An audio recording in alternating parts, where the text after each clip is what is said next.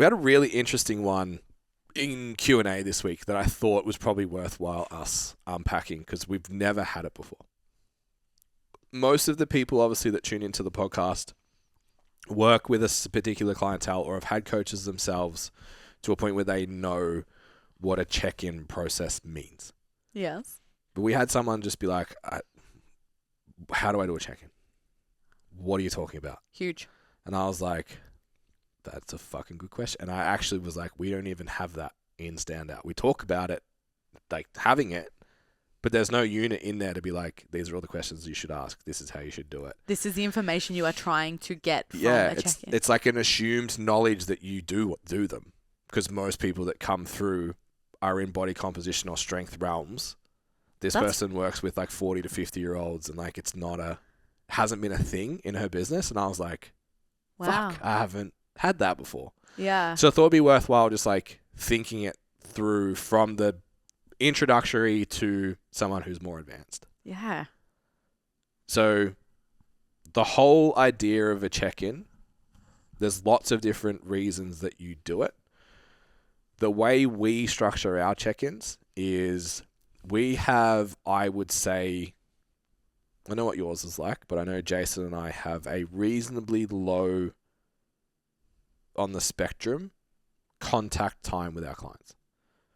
Because we work with, both Jason and I at this point probably have 60-70% of our client base are coaches. I will have a good different view because I'm often people's first online coach. Yeah. So we know that we are priced at a point where you're probably going to hear from us directly once a week, and then you probably get some back and forwards chat sometimes. Whereas a lot of like newer PTs that are still trying to find their way and stuff are like daily messages or that kind of back and forwards with their clients way more.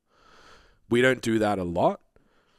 Most people that come to us need structure, they need focus, they need, most of the ones I work with in particular, and this is my bias coming through, need rational thought.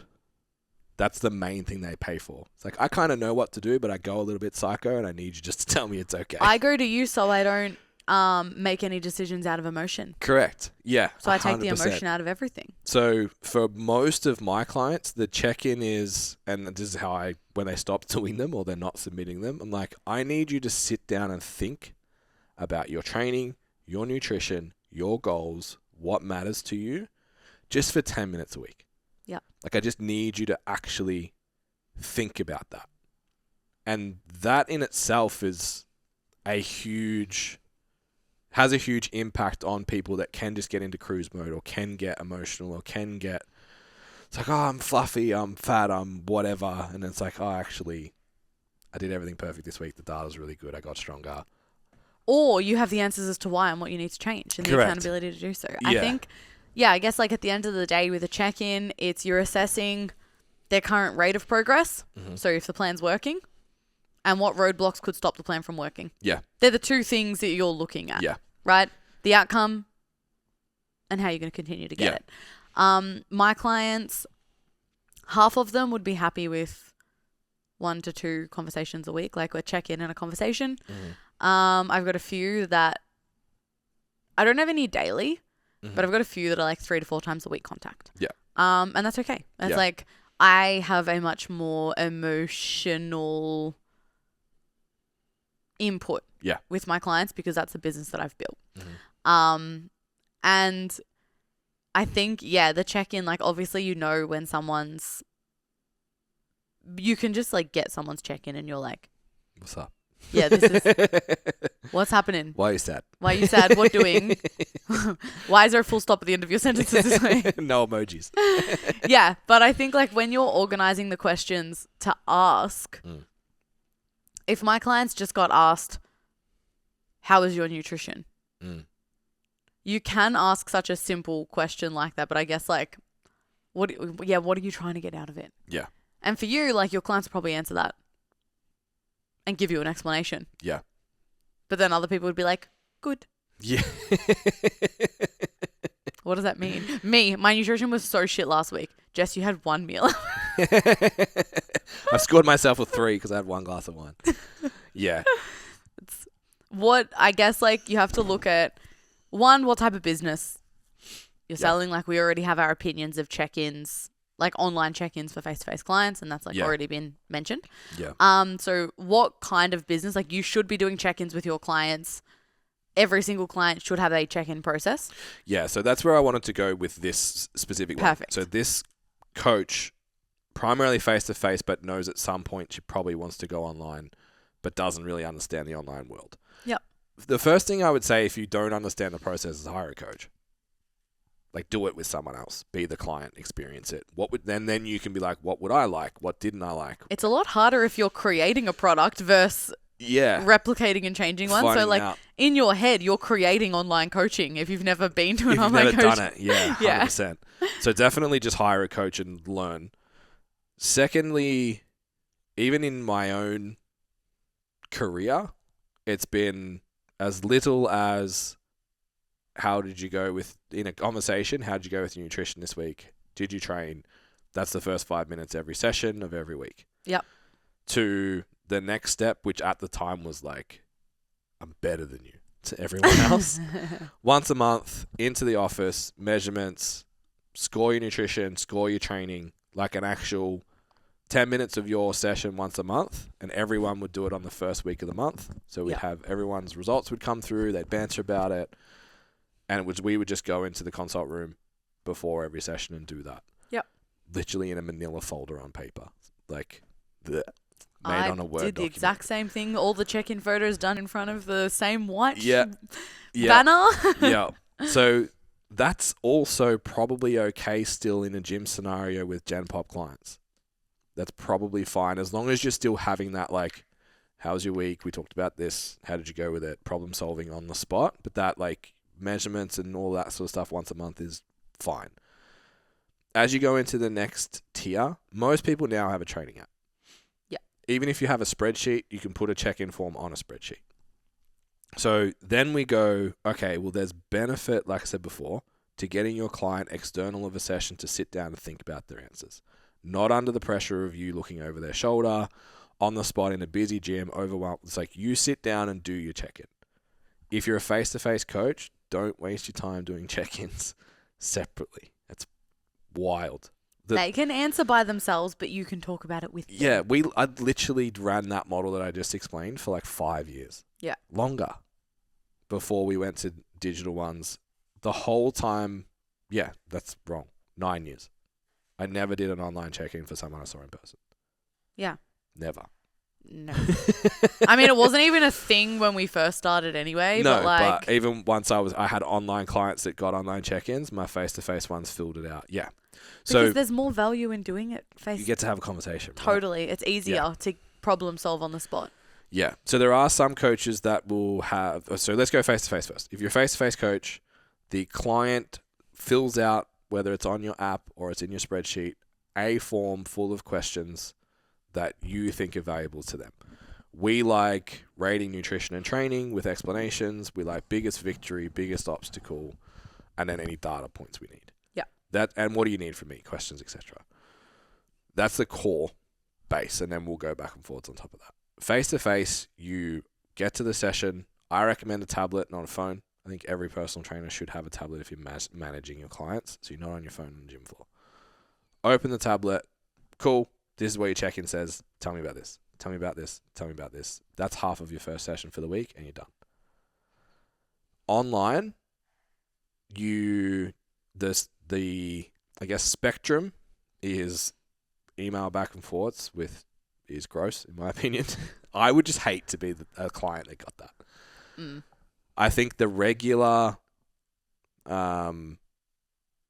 what's normal and acceptable would just be the Loom video, which is what we do. And video calls. So Loom video, just for those that don't know what Loom is, it's a screen recording software. It's you're like a bobblehead on your screen, so you can go through their form. For us, we get clients to submit videos. We can go through the whole app, see all the data, give feedback live, read their questions, answer them, and then we just send a link and they can watch it like it's on YouTube. Yeah. The next step from that is a call. The goal for most people when they go online is to get rid of having appointments and try and create freedom and try and improve their dollar per minute kind of situation, leveraged on their knowledge and ability to get an outcome, not based on the time that they have to spend with the person. So I've seen a lot of people get trapped doing fucking 31-hour check-in calls. It's like, you may as well be back in the gym. Yeah. Because then you can do everything. Yep. So I don't love it. I think it's a good option to be like, hey, we need to get on a call and unpack something. Have it in your back pocket to do a Zoom call. But I don't love the weekly thing unless you're in that realm of like, we were talking about like your client, well, the question that came through before was like dealing with eating stuff and dealing with whatever. Yeah. And then it comes into like, well, that's probably out the PT scope anyway. I only do them, so I offer them. I do like pretty much a mandatory at the fortnight when someone starts working with me. Yeah. So at like, whether it's the first or second check-in with them, I do, it's usually the second, because the first one, I want them to experience the Loom. The second one, I'm like, all right, cool. So how is it going? Yeah. They have enough time. The program's not overwhelming anymore because it's not the first week. Yeah. So I usually do one second week for all of them. Depending on the client, I will do, if I have a client going through a lot, at least every 4 to 6 weeks, I'll be like, hey, let's jump on a call. Yeah. Sometimes it's a voice call, sometimes it's a video call. But it's like those extreme circumstances. Someone falls pregnant. We are jumping on a call and I'm going to explain this to you, but I'm going to record the call so you can watch it back. Yeah. But yeah, so by me doing this and not having that as an expectation, it adds value to my service. Yeah. It does not devalue my service when I cannot make that call. Correct. Yeah.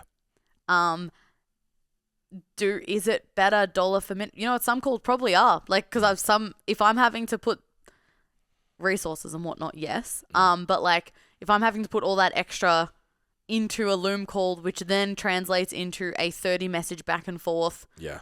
Yeah, it's faster to just do the call. Yeah. So I think, looking at it that way. But I agree. And I know Jason's system's the same. Or you respectfully charge through your asshole for that 15 to 30 minute call every single week. So that's where I was going to go with it. So I obviously offer like the business coaching calls now.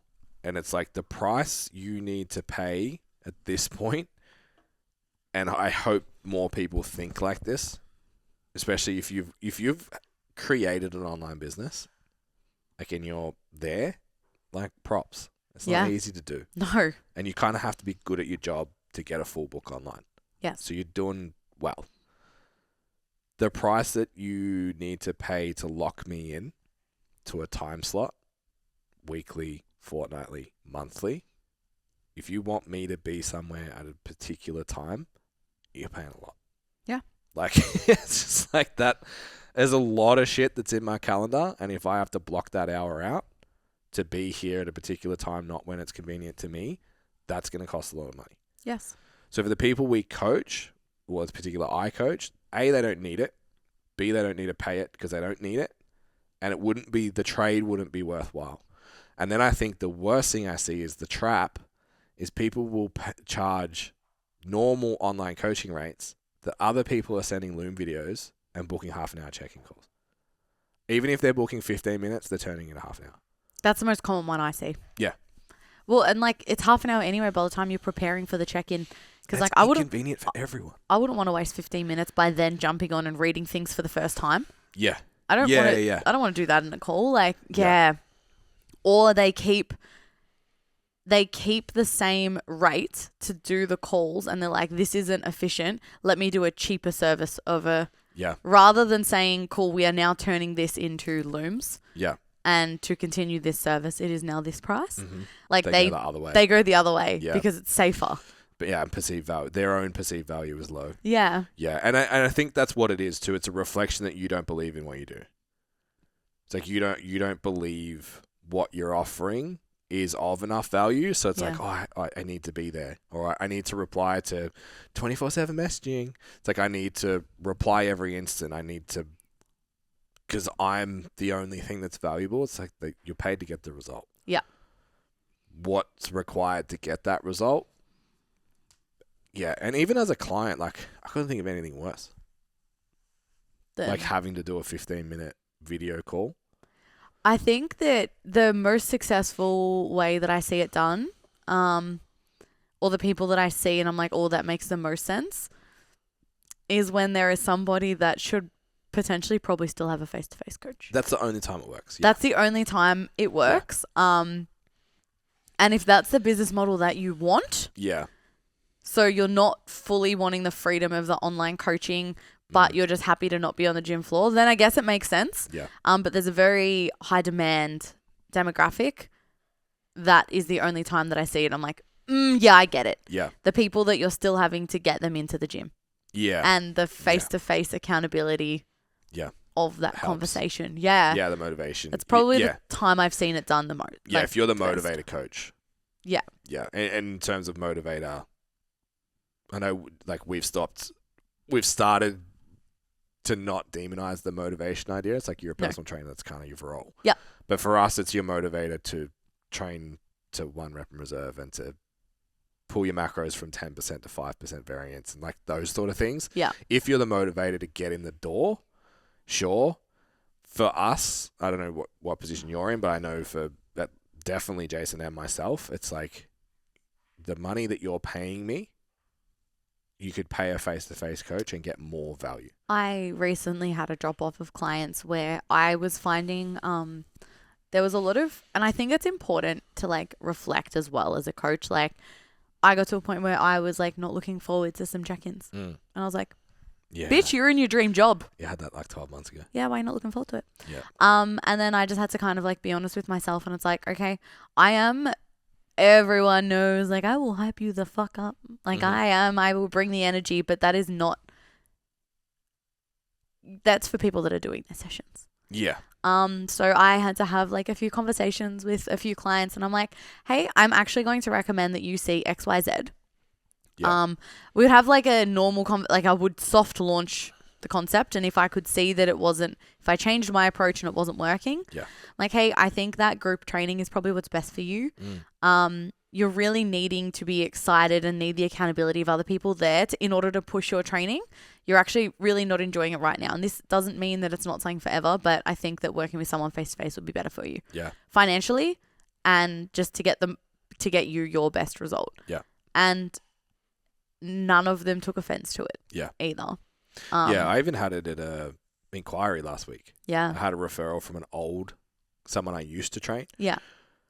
Who was actually a face-to-face client in the business a couple of years before that, and then kind of graduated. She would come back garage days, lockdown. Yeah. And once they stopped, kind of slowly faded away. So I got a referral, and it was like, there's a few red flags, and then I was like, look, I'm not buying into gut health. I'm not buying into hormones. I'm not buying into this, and this. This is what I do. I write incredible programs. I manage nutrition via macros periodically, deliberately over periods of time, and I get fucking good results. Yeah. If you're in and that's what you want to focus on, let's book a call. If not, this is probably not the place for you. Yeah. And she was like, that sounds amazing. I'm like, sweet, let's go. Got on the call and actually got her along like house on fire. Yeah. There's been like the communication in the first week has been like, what should I eat here? And I'm like, put it in, figure it out. What do you want to eat? Figure out your macros. Like, I'm not going to tell you what to have for dinner. Yeah. So there's been a little bit of like coaching as to expectations on the back of that, but I preface it from the front end that this is the expectation. And I was more than happy to be like, this isn't for you. Yeah. And that's understanding your business. Yeah. Yeah, because it would frustrate me and not help them. Correct. So it's not good for anyone. I think there's only a certain amount that you should be willing to bend what you normally do in order to appease the client. Yeah. And don't get me wrong, it does require it sometimes. Like we do sometimes have to go, oh, all right, yep. Overall, this person fits in a little bit 10% here and there. That's a little bit out of what I typically would do for someone. But yeah, like with my clients, when it gets to a point where for me, it's like typically like binge eating disorder. Yeah. I'm like beyond the point of XYZ, I can't. Yeah. I can't help you with more. Yeah. Yeah. I don't mind teaching. So like this client that's like, oh, what do I need to eat for dinner? I'm like, just write a whole day out. Yeah. You write a whole day out based on what you want to eat If you want to send it through, I'll have a look at it. But I want you to have that skill set. And then in a month's time, we don't have that conversation anymore. Yeah. So I'm fine with that. It's when it's like, and the reason I say that is a lot of personal trainers are like, I don't work with people like that. It's like, I just want to work with this person. I'm like, I have 30 of them now because 20 of them couldn't do it and now they can. Exactly. And it's the simplification of the process for a lot of people. Yeah. And simplifying what they need to do. Yeah, nutrition, I'm very similar. I do a 3-day food recall. And I get them to do a weekday. Yeah. And a weekend. A weekday, a Thursday or Friday, Yeah. and a Saturday or Sunday. Yeah. I want to see you at all ends. So Yeah. that's like my rule. Then I do once they've like filling out, if they have any questions, I'm like, I want you to send me screenshots of the last 3 days of eating. Mm-hmm. And then I'll provide my recommendations from there. And then they all kind of figure it out themselves. Like I'm not, like what am I going to eat? I don't know. I'm eating this for dinner because I like it. Yeah. I've eaten chicken stencil for dinner for a year. You don't ask me for meal advice. Yeah. So yeah, that was a good topic of conversation. Yeah.